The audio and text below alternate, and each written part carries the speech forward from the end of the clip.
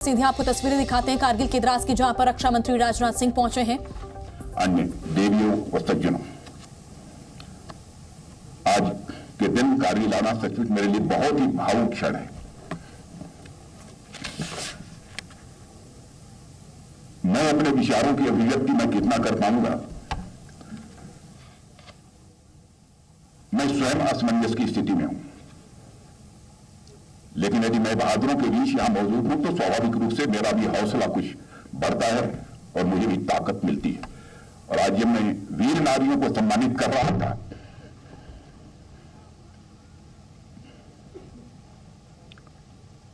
तो इस क्षण को मैं कभी जीवन में भूल नहीं सकता। साथियों, आज इस कारगिल दिवस के पावन अवसर पर आप सभी के बीच उपस्थित होकर मुझे बेहद खुशी हो रही है। और सबसे पहले मैं भारत माता के उन जाबाज सपूतों को नमन करता हूं जिन्होंने मातृभूमि की रक्षा के लिए अपना सर्वस्व न्यौछावर कर दिया।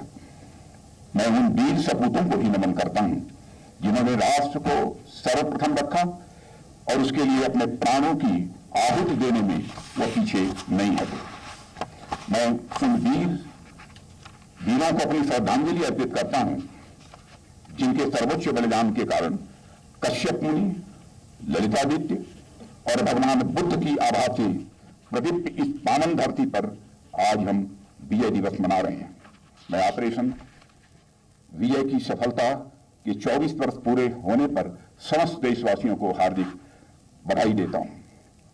साथियों, आज कारगिल की इस वीर भूमि पर आप सभी सैनिकों के बीच उपस्थित होकर मैं जिस गौरव की अनुभूति कर रहा हूं, मैं उसे शब्दों में बयां नहीं कर सकता हूं।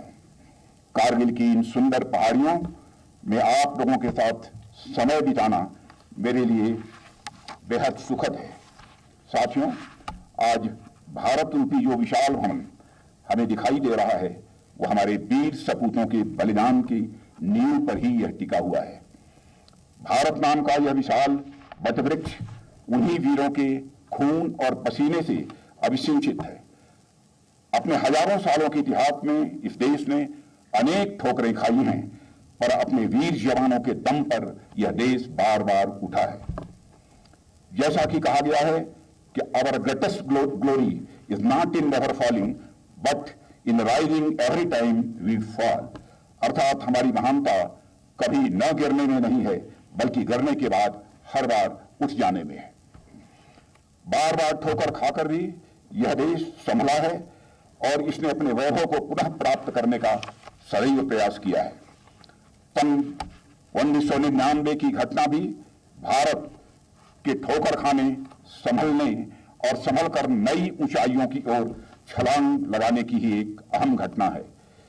भारत मां के ललाट की रक्षा के लिए 1999 में कारगिल की चोटी पर देश के सैनिकों ने वीरता का जो प्रदर्शन किया, हमारे सैनिकों ने जो शौर्य का प्रदर्शन किया, वह इतिहास में सदैव स्वर्णाक्षरों में लिखा जाएगा।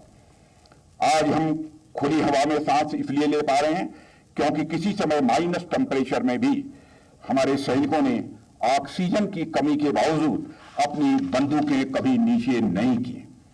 आज कारगिल में भारत का ध्वज पूरे गौरव के साथ इसलिए लहरा रहा है क्योंकि 1999 में कारगिल के युद्ध में भारतीय सेनाओं ने 1999 में कारगिल की चोटियों पर जो तिरंगा लहराया था, वह केवल झंडा भर नहीं था, बल्कि इस देश के करोड़ों लोगों का स्वाभिमान था।